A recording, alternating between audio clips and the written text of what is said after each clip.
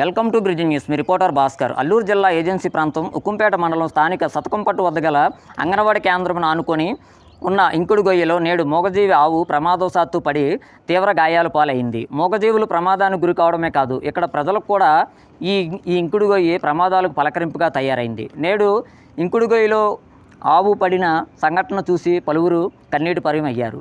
ఈ ఘటనపై స్థానికులు మాట్లాడుతూ, ఈ గొయ్యి తీసి ఎన్ని రోజులు అయిందండి? అదే 2 నెలల పైన అయిపోయింది. ఇక్కడ ఏంటి కడుతున్నారు అసలు? ఇక్కడ మరి అంగన్వాడీ ఇంకుడు గుయ్య అని ఇక్కడ స్టార్ట్ చేశారు. ఇంచుమించు ఒక 2-3 వర్షాలు వచ్చినా కానీ ఇది మొత్తం నిండిపోయి పిల్లలు గట్రా ఇక్కడ వచ్చి ఆడుకోవడం ఇవన్నీ చేస్తున్నారు.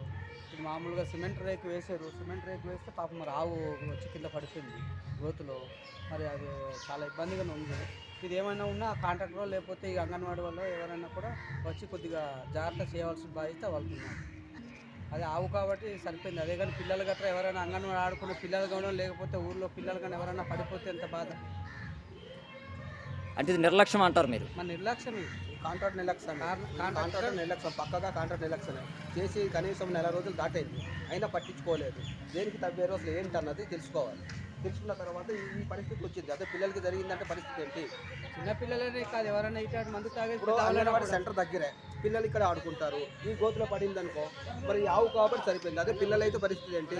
దానికి కాంట్రాక్ట్ వెంటనే స్పందించాలి, దీనికి వెంటనే నియమించాలి, వెంటనే పని చేయాలి.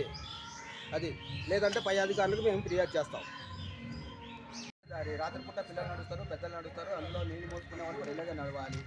మరి ఇంత ఇంకుడు పోయి ఇక్కడ తీశారు. ఏది ఎంత ఉన్నదో పిల్లలకి తెలియదు, నడిచే వాళ్ళు కూడా దారి తెలియదు. ఇక్కడ పడిపోతే పరిస్థితి ఏంటి? దీనికి వెంటనే అధికారులు స్పందించాలి అని మేము డిమాండ్ చేస్తున్నాం.